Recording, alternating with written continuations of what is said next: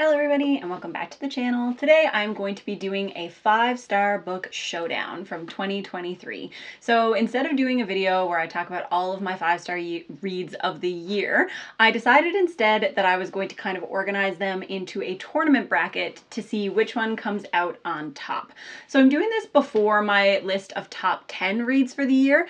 And so I guess it will probably give a spoiler for what my top book of the year, because presumably my favorite book of the year is going to be the one that comes out on top. But the exciting part of this is that I have not organized these books in any way. I put them into a random number generator that assigned them a number from 1 to 20. And then I put them into a little bracket, like tournament bracket making website, which has assigned them all to a space in that bracket. So for all we know, my first and second favorite books of the year could be up against one another in the first round. I have not looked at the brackets, and I will not give away any clues as to which books are kind of like in number 2 or 3 or whatever position, but I thought this would just be a fun video to put up before I put up my top 10. And I'm sure there's going to be people who watch one or the other, so it won't be spoilery for all. Just as a note, I'm also recording this on the weekend when my kids are home, so they are trying really, really hard to be quiet, but you know, they're kids. So you might hear a little bit of background noise, and if you do, then you know what, that's just gonna be it. I am looking for the very first time. I'm just going to scroll over to the tab that I put that in. And so for our very first competitors, oh no. We have this. Every time I do ones like this, like when I was doing my ranking first line videos, it's always terrible. Like, why does this have to happen in the very first one? But the very first one we have A Natural History of Dragons, which is the first book in the Lady Trent series, and Gideon the Ninth by Tamsin Muir. So these are two books that I gave 5 stars this year, two books that I adored. We have Lady Trent, which is about an intrepid female scientist who's kind of paving the way in dragon research. And then we have Gideon the Ninth, which is this really weird genre blendy sci-fi fantasy horror mystery novel about a young woman who is trying to escape her home and ends up kind of wrapped into this murder mystery where she's trapped in a house with a bunch of other people. And I really love both of these books, and so this is already really hard, but I will say that for all that A Natural History of Dragons gave me like the coziest, warmest fantasy feelings, I loved Gideon the Ninth. I loved it, loved it, loved it. It appealed to everything that I love about sci-fi fantasy, and I think about it all the time. So that one is going to have to make its way to the next round. I hope they're not all this hard. For the second one, so the second battle here, we have Guards by Terry Pratchett, which was one of my very first reads of the year. It might have been my first 5-star read of the year. I can't remember the exact order, but this is the first book in the City Watch series by Terry Pratchett. I adored this book. I didn't think prior to reading it that I was going to love anything more than the Death series, because that's the series I started with and I really loved it. And then Guards totally blew me away. I love the characters, I love the plot, I love the humor. Everything was top tier. And then its competitor is Heaven Official's Blessing, which is one of the works of Chinese fantasy that I had been reading throughout the year. This one I started because it comes out in volumes, kind of like a manga, but it is, or I guess more like a light novel if people are used to reading those. But it's one continuous story, and I put it in this tournament bracket as one book because even though there are 8 volumes, they all tell a continuous story. Like the sentence at the end of one book, like the next sentence is just like, they broke it up in completely arbitrary places. It is not a series, it is a single book that came out as many volumes. So Heaven Official's Blessing is about an exiled god and a ghost king, essentially, and it is fantasy romance, and I also really love that. So these are completely different genres. They are accomplishing completely different things, and I love them both for completely different reasons, but I think Heaven Official's Blessing has to have it. I have been so obsessed with that book. It has an animated series that is releasing right now on a weekly basis, and I am desperate for the new episode every time it comes up. So I'm sorry to Vimes and to Terry Pratchett, but Heaven Official's Blessing comes out on top for this one. Next up, these are all killing me. Like, this is so hard. I don't know why I decided to do it. Okay, the next competitors are Nona the Ninth versus The Binding. So Nona the Ninth is the third book in the Locked Tomb series that began with Gideon the Ninth. And The Binding is a fantasy romance, again, another fantasy romance that feels historical, but it's not set in our world, so it's not technically historical fantasy, but it has that kind of like historical fantasy vibe. It feels like it took place in, like, you know, the 19th century. So it is about a young boy named Emmett who grew up on a farm, and he becomes very, very ill. And when he recovers from this mysterious illness, he is summoned by someone known as a binder to come and work as her apprentice. And he doesn't know anything that binders do except for the fact that they make books, and that books are something that are regarded as completely evil by his family. So he's kind of going into this new future. He's really uncertain. And when he arrives at her home, he bumps into a young man named Lucian who seems to recognize him, and Emmett has no idea why, because he does not recognize this boy at all. And then we kind of tumble into this romantic mystery story, and it was really good. I started it at like 11 p.m. just thinking I would read a couple of chapters before bed, and by 4 o'clock in the morning I had finished it and I was obsessed. So really, really loved both of these books. This is really, really hard. I think I'm going to have to give it to Nona the Ninth. Again, as I said in the Gideon one, I have become obsessed with the Locked Tomb series. And even though Nona, the third book, I think is a little bit of a polarizing book. Some people really love it. Some people are like, why did this have to be a third book? Why couldn't we have just had a trilogy? This, you know, some of this was unnecessary. I disagree. I loved Nona the Ninth. I thought that it was amazing. I love Nona as a character, getting to follow her. This is a much more zoomed in book than Gideon the Ninth. We get to see, instead of kind of like the big stakes that we see, especially in the second book, which did not make this list because I only gave it 4.5 stars, Harrow the Ninth. This book is a much more intimate look into the world that surrounds the Locked Tomb, and I think it was a very necessary book, and I just, again, it appealed to all the things that I like, so sorry to The Binding, but Nona comes out on top of this one. Up next, oh gosh, these ones are a well-matched pair because I like them for some of the same reasons. So the next one is Under Heaven by Guy Gavriel Kay versus The Folding Knife by KJ Parker. Gosh, this is difficult. And because I read them at completely different times of the year, like The Folding Knife was a beginning of the year book and Under Heaven was an end of the year book, but Under Heaven, Guy Gavriel Kay, it is based on Chinese history. He just kind of tweaks it a little to make it fantasy, and we follow a man who is given a very important and prestigious gift at the beginning of this book, and it's about him trying to navigate court politics and the dangers of his life while also trying to figure out how he can accept this gift and what he can do or how he can use it to better his kingdom. And then the Folding Knife is a character exploration, essentially, of our main character who, and again, it's been since the beginning of the year, I think the main character's name is Basso. I hope I'm not getting that wrong.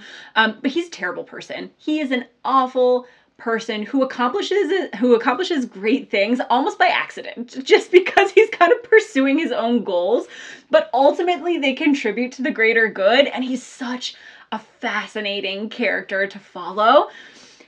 And I think for that reason, even though Under Heaven has gorgeous writing, I love Guy Gavriel Kay's prose, I really like that book, I just think that that intimate character exploration of The Folding Knife, I think that one is going to edge it up for me. I think that it's going to beat it out, and I'm going to pick The Folding Knife as my preferred book there. So we will go back up to the top, and hopefully this will now load. All right, I had to just fiddle with a couple of the settings, but we are back on. So the next bracket is, we have The Spear Cuts Through Water by Simon Jimenez against Gideon the Ninth. So we've heard about Gideon already, but The Spear Cuts Through Water is this really whimsical and unique fantasy story that has one of the most original narrative structures that I have ever read. It's very difficult to describe, but it's basically the story of a young man's ancestry as told by his grandmother and kind of passed down through the generations. And he gets to become part of this story and part of this tradition. And it just shows you his life and the lives of the characters that he's following. And again, it's very difficult to explain. You just kind of have to read it and experience it and let it happen to you. But even though I have said before, it didn't become a favorite of all time, so you can probably see how this one is going to end up. It is, in terms of just, I think, literary merit, an incredible fantasy book. I think it is one that everybody should at least try because it really does something different than most of the fantasy that I have ever read. But since this is my tournament and my personal preference, it has Gideon the Ninth gets to sneak by this one. So I'm sorry to the Spear Cuts Through Water, but Gideon makes it to the next level. Then going down, we have Voyage of the Basilisk versus She Who Became the Sun. So Voyage of the Basilisk is one of the Lady Trent books. I think it's the third of the Lady Trent books, but it's one where she goes on a sea voyage. And surprisingly, I really love this one. Not surprisingly in that I love Lady Trent, but I'm actually really scared of large sea creatures. So thinking about giant dragons being in the ocean is not something that I personally would like to experience, but I really enjoyed the progress that she made in this book. There was some opening up of her interpersonal relationships. We had an introduction to some new characters that I really liked, and her enthusiasm about being on the boat was really fun to read about. So I really, really enjoyed this third installation. She Who Became the Sun is a release from, I think, 2020, maybe 2021. I can't remember. But it is historical fantasy. It is based on Chinese history, and it follows a young woman who sees a fortune teller at the beginning of her life and is told that she will be unremembered. And her brother is given this really powerful fortune that says that he is going to rule the world. He can what he can accomplish is limitless. And shortly afterwards, her brother is killed, and she decides to take on his name and to take his fate. So we're following our main character as she lives out her brother's fate and tries to kind of claw her way to the top of the dynasty. So it's really interesting. It explores a lot of really cool stuff about gender, about being remembered, about fate, and I really, really loved it. I held off reading it for a long time because when it was released, there were a lot of kind of polarizing opinions. I wasn't sure if I was going to like it or dislike it. And then when I picked it up this year, I was really, really pleased that I had finally read it, and I really liked it. So this one is also difficult, but I think ultimately I am going to give it to Voyage of the Basilisk just because I really loved this entry in Lady Trent, and Lady Trent was my comfort read for 2023. Truly, it brought me so much happiness and joy to be able to read those books, and this one in particular. So Voyage of the Basilisk it is, even though I do really, really love She Who Became the Sun. Coming up next, we have a couple of books. Well, actually one of them I probably talked about, but one of them I didn't really get to talk about because I read it in that last quarter of the year. And that is The Privilege of the Sword and Labyrinth of Scions and Sorcery. So Labyrinth of Scions and Sorcery was the second book to the Risen Kingdoms trilogy. I did talks on Alan's channel over at the Library of Alexandria. This is a steampunk fantasy series that we follow a young woman who has been born with magical abilities that kind of paint her as other from society, and we follow her adventures with her guardian, who's a musketeer named Jean-Claude, and they're kind of solving mysteries to help the kingdom, and they're really fun. The second book I thought was definitely the highlight of this series. I liked it much, much more than the other two, even though I think overall the entire trilogy is definitely worth a read. Then we have The Privilege of the Sword by Ellen Kushner. So this is one of these standalone novels that is a companion linked to the book Swords Point, which is one of my favorite books of all time. I really love Swords Point. It is, again, fantasy that feels like historical fantasy, but it's not set in our world, so not technically historical fantasy, but that's kind of the vibe that it gives. So in The Privilege of the Sword, we follow a young woman. This is a coming-of-age novel following a girl, which is rarer in fantasy. Usually we're following young men as they kind of get the call to arms. But this young woman was raised in a family that had fallen. So a family that was previously rich, but had lost much of their wealth. And she is called into Riverside, which is the setting of Swords Point, to live with her mad uncle, who is going to sponsor her. But in kind of exchange for this sponsorship, a place to live, food, money, she has to become a swordswoman. And this is not something that any young lady wants to do in this society, and he kind of pushes her into this, and she starts to discover more about herself. Just like Swords Point, this one has a lot of complex relationships, and I really, really enjoyed it. These were both fantastic, but I think The Privilege of the Sword just stands better on its own, and so I think that one is going to win out over The Labyrinth of Scions and Sorcery. Next, we have Heaven Official's Blessing made its way through and is now battling against the Anthropocene Reviewed, or the Anthropocene Reviewed? Anthropocene, probably. So the Anthropocene Reviewed is a work of nonfiction, my favorite work of nonfiction from 2023. It is a series of vignettes, musings, explorations by John Green, who's the author of The Fault in Our Stars, amongst other things. And this was delightful. He talks about everything from lawn grass to Diet Dr. Pepper to Mario Kart. Like he gives reviews to many of the items that are present in his life in this, the age or the era of humans, which is what the Anthropocene is. And I really liked it. I think it's easy in books like this for things to become, you know, trite or overly sweet, but I think this really was a good balance of hopefulness and thoughtfulness and silliness, and it was, again, a delight to read. I would reread this happily. I listened to it on audio. It was great. And now we have to pit it against Heaven Official's Blessing, and these are completely different books. They do totally different things. But Heaven Official's Blessing is gonna make it. I love that book. You know, the fantasy romance, it just gets me. And so hard, so hard. Oh gosh, oh gosh. Now we come to Nona the Ninth versus The Wisdom of Crowds. So The Wisdom of Crowds is the third book in the final Age of Madness trilogy, part of Joe Abercrombie's First Law universe. I believe I read the final 2 books this year, and The Wisdom of Crowds is, I don't think the other one is on this list, so I don't know if I didn't read it this year or if I just know. I think I read it at the tail end of last year. I think this was the only one that made it into this year. But regardless, it was a phenomenal finish to a series. I loved it. The way that it ended out First Law, it had everything that I love about Joe Abercrombie, the humor, the wit, the darkness, the excitement, the twists. Everything was fantastic. Loved it. And we're putting it up against Nona the Ninth, which is, you know, also deep into a series that I love, and very different style. I think overall, I think that Joe Abercrombie is funnier, but I just love Nona. Oh, this one hurts, and I feel like I'm going to be betraying some people by choosing this, but I think I'm going to put Nona the Ninth as the winner for this one. Oh my gosh. Oh, next up we have a head-to-head for Lady Brennan books. So Lady Trent, sorry, Marie Brennan is the author.